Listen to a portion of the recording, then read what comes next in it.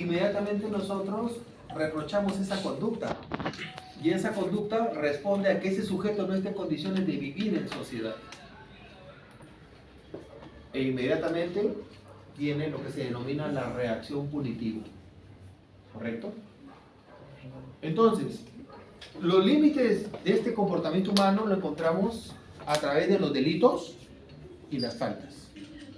Por ejemplo, en Roma se hablaba del delicta y de los crímenes.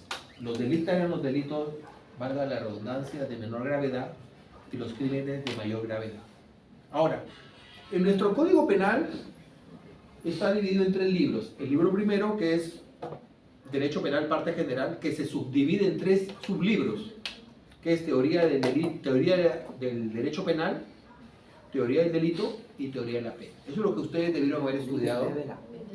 Sí, en eso en el parte general se divide en 3 partes. Teoría del derecho penal, teoría del delito y teoría de la pena. Ustedes, para decirme que han aprobado el derecho penal parte general, los voy a examinar en esas 3 subáreas. En teoría del derecho penal, teoría del delito y teoría de la pena. Entonces, el derecho penal es un mecanismo de control social formal, institucionalizado, a través de las agencias de control social formal. Tenemos la Policía Nacional, el Ministerio Público, el Poder Judicial y el INPE. Eso es a nivel interno, y a nivel externo tenemos los organismos internacionales. Básicamente, cuando nosotros estudiamos la teoría del delito, ustedes van a encontrar una especie, nuestro Código Penal, ustedes en la dogmática jurídico penal van a encontrar las teorías bipartitas, las teorías tripartitas, las teorías cuatripartitas, pero Perú se rige por la teoría pentatónica. Lo encontramos en el artículo 344 del nuevo Código Procesal Penal, que ahí habla sobre el sobreseimiento, y ahí se señala que para que se sobresea tiene que haber una conducta, tipicidad, antijuricidad, culpabilidad y punibilidad. O sea, usted se puede aprender todas las teorías que usted le dé la gana, pero nuestro Código Penal exige estos cinco elementos, ¿correcto? Eso es lo que usted tiene que saber. Usted se puede saber las tripartitas, las cuatripartitas, las bipartitas, pero nuestra ley peruana es pentapartita o pentatónica. Ahora, una aproximación también la encontramos en el artículo 11 del Código Penal, que dice son los delitos y faltas por acción o omisión dolosas y culposas penadas por la ley. Entonces, en primer lugar, el principio básico del derecho penal es el principio de legalidad. Artículo 2, título preliminar, y también está en la Constitución Política del Estado. Nulan crimen, nulan pene, sine lege. Brocardo acuñado por el teutón Ansel Feuerbach. Principio de legalidad: no hay crimen, no hay pena, sin ley. ¿Correcto? Entonces, algunos le llaman aquí acción. Ustedes lo han estudiado como acción. Pero otro sector de la doctrina señala que el término correcto es conducta. Porque si cuando hablamos de acción, pensaríamos que solamente se criminaliza un hacer. Pero cuando hablamos de conducta, es de un hacer y un no hacer. Un hacer y no hacer. Por eso cuando hablamos de conducta, hablamos de un término más amplio. La conducta humana penalmente relevante, hablamos por acción y omisión. Porque los delitos, por ejemplo, cuando vemos ese sujeto que le rayó el celular es por acción, pero también hay omisión al auxilio, omisión al socorro. A esa fiscal que la destituyó la semana pasada la van a denunciar por omisión de denuncia. ¿Se dan cuenta? Todos los delitos son por acción u omisión. Entonces, aquí vamos a encontrar los delitos: comisión, delitos de omisión, claro, comisión por omisión. Por ejemplo, la señorita Hilary dice: voy a trabajar de niñera, me gustan los niños, yo hago mis cursos por internet. Entonces a ella la contrata una pareja para un sábado, el 15 de julio, que se van, no sé, a un matrimonio, y le dice Hilary: yo tengo gemelos. voy a pagar 200 soles para que lo cuides toda la noche. Entonces nos vamos a las 7 de la noche y hasta las 8 de la noche, porque no vamos a quedar hasta tarde. Entonces, esos gemelos, que son de 1 año y medio, Hillary llega a la casa, la señora le dice, acá está la leche, los pañales, lo que utilizan unos niños. Entonces, ella llega, los niños lo ven durmiendo. Lo mira así, están durmiendo. Le dio su leche, le sacó su chanchito y están durmiendo. Hillary está aburrida, se pone sus audífonos y llama a su amiga la periquita y se ponen a hablar. De repente Hillary está hablando, escuchando su música y escucha un grito. Hillary se quita los audífonos, se va y uno de los gemelos se ha caído de la cuna y está así con sangre. Comisión. Entonces, ahí hay... Delito por ¿Cuál de los tres? ¿Comisión, omisión o comisión por omisión? Comisión por omisión. ¿Cuál era el rol que tenía en la casa Hillary? ¿Dónde tenía que estar ella? Con los niños. Mire, para la ley, lo que le sucedió a uno de los gemelos es como si Hillary hubiera agarrado, lo hubiera sacado de la cuna y lo hubiera tirado al suelo. Para la ley es eso, comisión por omisión. Pero Hillary era, pero ¿cómo yo voy a hacer eso? El escritura loco, ¿cómo voy a atentar contra la integridad de un niño? Pero lamentablemente para la ley es eso. Por eso te sanciono. Comisión por omisión.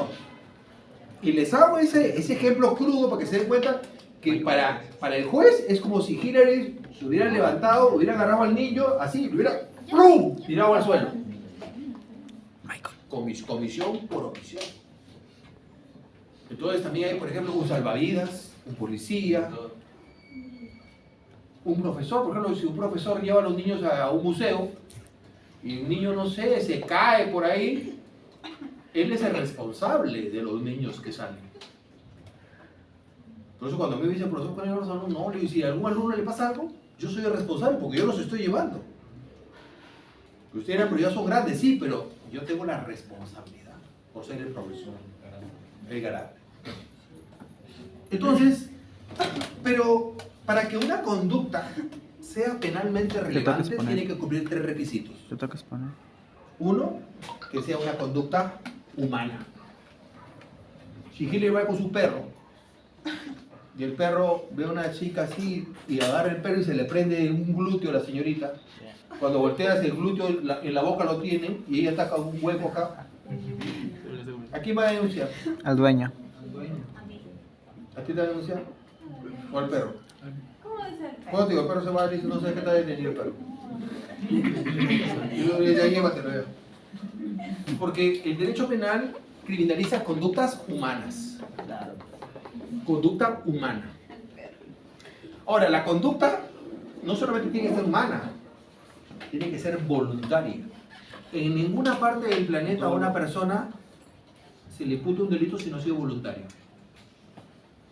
¿Y qué significa voluntario? Que la persona tenga la capacidad de poder expresar su voluntad. Por ejemplo, ese sujeto que le arranchó el celular, ¿es una conducta humana voluntaria o no? Sí, claro, con la intención, profesor. Por supuesto.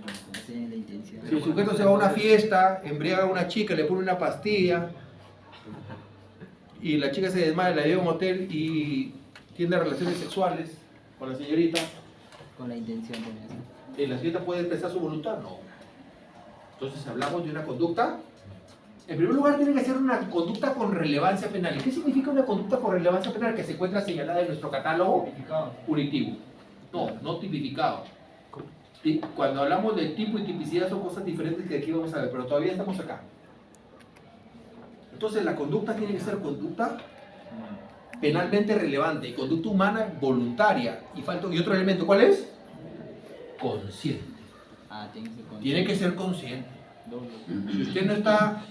Y aquí vamos 2 conceptos. Consciente, inconsciente y grave alteración de la conciencia, que son 3 conceptos diferentes. Ese es otro. Ese es el acto de libera in causa, es el reproche penal que se hace antes, no en el momento. Por ejemplo, si tú estás con un auto y te vas con tus amigos a tomar, el reproche penal no es cuando estás borracho, sino antes, lo que se llama acto liberin causa. Y el acto liberin causa es cuando las personas de manera adrede se drogan o consumen licor, pero en nuestro penal todos los alcoholes, por si acaso, nuestra legislación se ha apartado a la dogmática jurídico penal. En nuestro país todos los alcoholes son agravantes. Tanto así que en el delito de feminicidio, cuando una persona mata a una mujer en estado etílico o drogado, es un agravante. Es agravante. En nuestro país, en otros países no, pero acá sí, por la realidad. Y la ira de Dios, como le llaman algunos, es considerada como atenuante. Por ejemplo, en parricidio, en homicidio atenuado, homicidio violento, o también el infanticidio, la mujer en estado de puerperal. El estado puerperal es un estado más o menos de 2 meses cuando la mujer ha tenido un hijo que altera la conciencia. Muchas mujeres que son fruto de una violación o un embarazo no deseado terminan asesinando a su bebé. Los delitos atenuados. Claro, obviamente, sí, pero mayormente son mujeres jóvenes, muy jóvenes, porque una señora de 31, 40 años más bien quiere ser madre, porque quiere ser madre, es diferente. Muy bien, entonces, pero también existe ausencia de conducta. Por eso que cuando alguien me habla de acción, yo en esa le pregunto, ¿en qué se diferencia la acción y la conducta humana penalmente relevante? Que ambos son escuelas, en que la acción la gente lo entiende solamente como un hacer, pero cuando hablamos de conducta hablamos de acción y omisión, es más completo, por eso. Pero usted va a encontrar acción, pero se entendería que solamente los delitos son por acción, pero también son por omisión, y por comisión por omisión. Claro. Ahora, también existe la ausencia de acción. ¿Cuándo hay ausencia de acción? Les habrás enseñado el FEA. ¿O no? Fuerza física irresistible, estados de inconsciencia y actos reflejos. Imaginemos que hay un terremoto ahorita. Estamos en el piso 4, ¿no? Se abre la ESA, entonces Hillary se abre, entonces al abrirse el piso, ella jala a ella y se cae. Y pasa un fierro y le corta el cuello así. Destino ¿Hillary final. podría imputarse del delito de homicidio? No, porque es por fuerza física irresistible, no hay voluntad. Claro. Estado de inconsciencia. El estado de inconsciencia, los estados de inconsciencia, por ejemplo, el sonámbulo, por ejemplo, la embriaguez letárgica, que toma. Y cuando toma, se ponen a celebrar y pierden la noción del tiempo y del espacio. Eso llega a ser un Pero delito. eso tendrá que ser evaluado a través de una pericia. Por ejemplo, usted toma una copita de vino y le afecta. Hillary se toma una botella y está normal.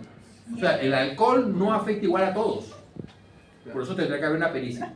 ¿Correcto? Profesor, ¿eso llega a ser un delito culposo? No. Pregunta. Nada. Ya.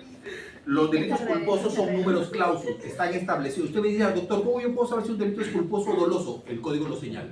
Artículo 111. Claro. Por ejemplo, en los delitos contra el patrimonio no existen delitos culposos. En los delitos sexuales no existen delitos culposos. ¿Correcto? Claro. O sea, tú no puedes equivocarte porque el código lo dice. Por eso ustedes ven a los señores que cuando los atrapan, están que lloran, pidiendo perdón.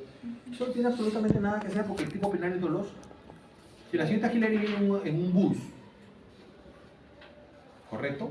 En Cruz del Sur, y en la noche un señor se sienta por su costado, obviamente, porque son de dos. Y en la madrugada el hombre agarra y le introduce su mano entre sus piernas de la señorita Hillary. Esa conducta sería dolosa o culposa. Dolosa. Porque no existen delitos sexuales culposos. Él no podría invocar una conducta que no existe. ¿Correcto? No existe. Ya hablaríamos del acto contra el pudor, artículo 176 del Código Penal. Entonces, ¿y los actos reflejos? Por ejemplo, si yo te tiro ahorita un plumón así, ¿qué vas a hacer? Esquivarlo. ¿Sí? ¿Vas a hacer así? El reflejo, ¿o no? Claro, en los actos reflejos no es una conducta penalmente, existe ausencia de acción.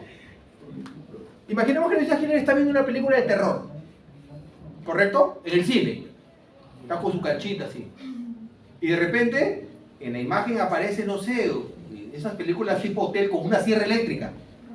Entonces ella se impresiona tanto y hay una señora de su costado y le mete un codazo en la nariz y le rompe la nariz. ¿Hay conducta penalmente relevante ahí? ¿Sí o no? No, porque es un acto reflejo, no hay ausencia de acción. ¿Por qué ella ha reaccionado frente a la imagen que ha visto? Y él no le ha querido hacer daño a la señora. Es un acto reflejo. ¿Se dan cuenta? Entonces hablamos acá. Acuérdense de FEA, fuerza física irresistible, estado de inconsciencia y actos reflejos. Porque para que él métase en la cabeza que para que exista una conducta, un delito, tiene que ser una conducta penalmente relevante, consciente y voluntaria. Eso es el que no sabe eso, no sabe nada. Conducta penalmente relevante. Por ejemplo, el no haber venido a clase hoy día, la semana 15, ¿es una conducta penalmente relevante? No. Porque el jus puniendi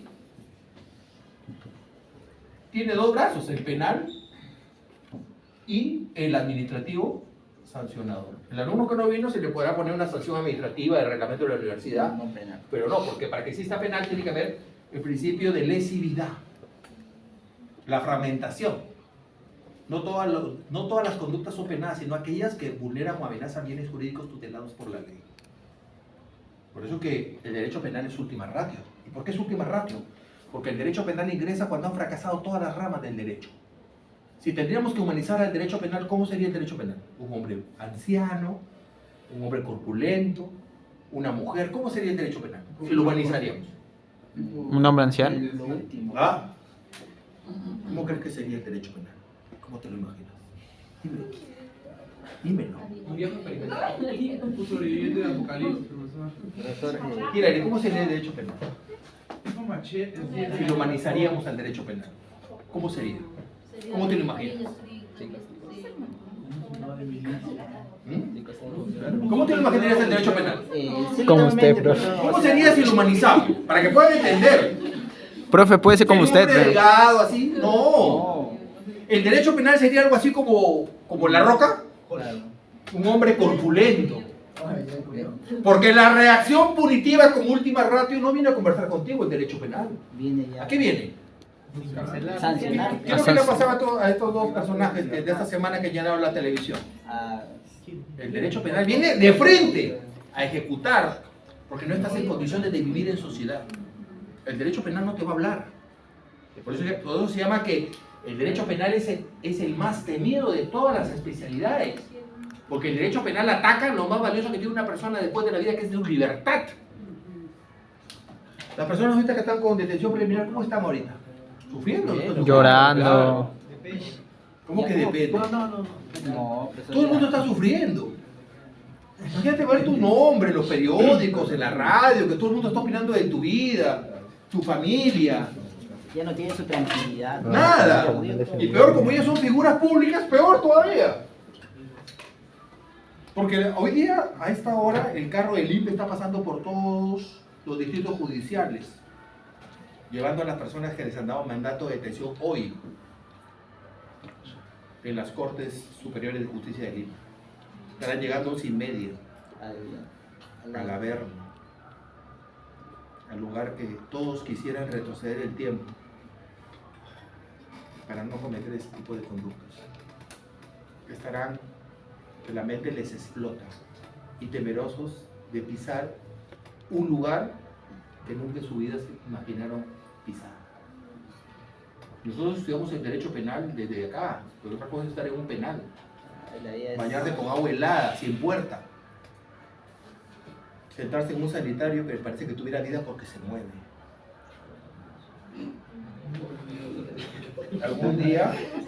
Algún día se darán cuenta Sí, vamos a lo que es el derecho penal. Profesor, ¿no hay un tipo de ley o nombramiento que protege la intimidad y privacidad de los exconvictos? En teoría, decía Rosa del Olmo, un interno al ser ingresado a un penal solamente pierde el bien jurídico o el derecho fundamental de la libertad, pero los demás derechos los mantiene de manera estricta. Pero en la práctica, eso no, pues una persona que está presa pierde todo en la práctica. Si no, vayamos a ver, en el ranking de los penales de América Latina, Perú está somos medalleros. Primero está Brasil, México y Perú. Son los tres penales Los peores penales de América Latina. Nosotros estamos en tercer lugar. El Salvador está, ¿no? Sí. No, pero El Salvador es pequeño, pues. Mira, México y Brasil No, es que son sí hizo mega famoso. países. O sea, van por ahí, ¿no? Porque son mega países. Claro, son- Pero nosotros estamos en tercer lugar. Hay mayor población. Nosotros no tenemos La Perú. cantidad de ellos. Porque Sí. Profesor, se supone que el derecho penal o la pena privativa para las personas como condena tendría que tener un rol de reinserción. Eso es lo que dice el título preliminar de nuestro Código Penal, la ideología la reeducación, la rehabilitación y la recuperación del interno en la sociedad. Claro, pero no se cumple. No, lamentablemente, claro, no se cumple, por supuesto. Por supuesto que no se cumple. Nadie en esas condiciones se va a rehabilitar. Por eso que en los penales todo tiene precio, desde que ingresas, todo, tu comida. Ustedes no piensen que el penal van a ir como un hotel o como un resort que te entregan tu llave, te dicen este es tu cuarto, nada. La persona resuelve como un pollo. Pero eso a lo largo no afecta también al país. Por supuesto, por la tuburización y el hacinamiento. Todos los penales están desbordados. Y hay un submundo en los penales. Este es otro tema del derecho penitenciario. Pero regresemos a la teoría. Sí, sí. Regresemos una vez más. Me hubiera gustado enseñarle derecho penal. Pero Sí, lamentablemente no sé.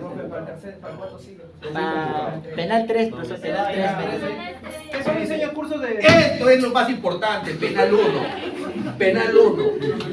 Penal 1 es como esa columna que está ahí, que sostiene todo el edificio. Entonces, ¿quedó claro lo que es el primer peldaño? Sí, sí. Ahora pasaremos al segundo. Y aquí vamos a encontrar tres conceptos: tipo, tipicidad y tipificación. Tipo es la fórmula descrita en la ley penal. La tipificación es cuando la conducta del sujeto se adecua a lo que se encuentra en la realidad. Ahí se habla, por ejemplo, cuando ese sujeto le arranca el celular, se tipifica el delito de robo. ¿Correcto? Tipo, la fórmula descrita en la ley penal. La tipicidad, cuando la conducta del sujeto se adecua a lo que está señalado ahí. Y la tipificación es lo que hace el legislador cuando crea una norma, en este caso penal. Tipo, tipicidad y tipificación. Gozo. Ahora, aquí en la tipicidad vamos a encontrar lo que es la imputación objetiva de Jacobs, o de Jacobs, como dicen algunos. Jacobs o Jacobs. Miren, la teoría de la imputación objetiva señala para que alguna conducta sea penalmente relevante, el sujeto tiene que realizar un riesgo no permitido o incremento del riesgo. Por ejemplo, si la señorita Hillary compra un cuchillo, si ahorita todos compran un cuchillo, ¿para qué compraría un cuchillo? Para cocinar, ¿no? Lógico. O sea, el Estado le otorga el riesgo de comprar un cuchillo, pero para cocinar. Después de que un machete, si dice, no, voy a comprar un chancho porque viene fiestas patrias, porque mi papá, vamos a hacer una parrilla y necesitamos un cuchillo Acto. grande. Eso es poco. Eso, claro. De lo de carniceros. Pero ¿qué sucede si esa noche de la fiesta invita a su enamorado y ella de repente encuentra el celular y encuentra un mensaje que le dice, me encantó lo de anoche? ¿Qué? Entonces Hillary, en ese momento, ella que estaba preparando, le cambia su rostro, el muchacho viene y agarra el cuchillo y le corta el cuello al muchacho. Y así. En ese momento, ella realizó un riesgo no permitido, porque el Estado le da la facultad de comprar un cuchillo para cocinar, pero ella ¿qué hizo con el cuchillo? Asesino. El riesgo no permitido. ¿Se dan cuenta? La imputación objetiva. Y por otro lado hay otra teoría también habla de lo que es cuando el Estado sanciona a una persona que ha realizado una conducta y ha incrementado el riesgo no permitido, revitaliza la vigencia de la norma. Cuando una persona, ese que robó, está en un penal, esa norma que está en el Código Penal recobra su vigencia. Porque de lo contrario cualquiera, si no existiría el derecho penal, toda la gente haría lo que quisiera, ¿no? Haría todo el mundo lo que quisiera, robaría, asesinaría, ve a una señorita por la calle, la tira al suelo, la viola, la ultraja. Entonces, nosotros diríamos, ¿y dónde está el Estado? Hoy día los niveles, hoy día por las redes sociales, los niveles de Grabando. seguridad. Yo por ejemplo cada vez que vengo acá, Desde que empezó. sé que es un riesgo venir. Por eso me voy acá con el alumno que me acompaña. Porque es un riesgo. El venir hasta tan lejos. Por eso cuando les pongo ahí la lejana sede, porque es lejana. Yo salí de mi casa a 2:30. Y a mí mi contrato es a partir de las 6:10. Imagínate. Usted dirá que no tengo la casa, no, pero si salgo a las 4 ya no llego. Tú sabes, un semáforo se demora 20 minutos. Sí. Yo nunca he llegado tarde, y venido de Huancayo, nunca he llegado tarde en 7 años que vengo por acá. Ahora bien, entonces, vamos al tercer nivel, al Antijuricidad. tercero, que es la Juricidad. Una conducta Típica. puede ser típica, pero no necesariamente antijurídica. Y recuerden que son filtros. Si nosotros no encontramos que es una conducta penalmente relevante, entonces se queda acá, y se cae la teoría del delito. Ay, sí. Si acá, por eso es escalera, pasamos a la segunda, hay tipicidad, pasamos al tercero, la antijuricidad. Y aquí vamos a encontrar dos conceptos, la antijuricidad formal y la antijuricidad material. La antijuricidad formal es cuando la conducta se contrapone al orden jurídico establecido. Y la antijuricidad material es cuando la vulneración o la puesta en peligro de un bien jurídico tutelado por la ley. ¿Cómo? ¿Correcto? La antijuricidad. Por ejemplo, hace unas semanas, ¿se acuerdan de ese caso de Chifa, del muchacho, el señor que mató a un muchacho, así joven como usted, saltó nuevamente la antijuricidad que lo encontramos en el artículo 20, pero en el artículo 20 encontramos mezcladas las causas de antijuricidad y también, o las causas de justificación y las causas de inculpabilidad que están mezcladas del 1 al 11.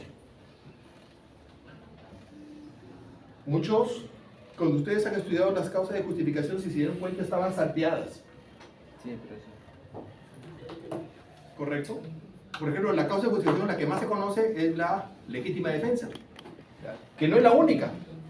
La legítima defensa, que tiene 3 requisitos: agresión ilegítima, falta de provocación y razonabilidad del medio empleado. Pero no es la única. Delitos atenuados. Existe la legítima, lo que es las causas de justificación, la legítima defensa perfecta y la imperfecta. La perfecta es cuando la persona repele sus bienes jurídicos, y la imperfecta es cuando es de terceros. De repente usted sale por la calle y ve que le están cuadrando a la señorita Hillary, entonces como tu compañera reaccionas, ¿no?, ante esta situación de vulnerabilidad que tiene a la señorita, que podrían hacerle un daño irreparable a la señorita Hillary. Irreparable. Sí. Bueno.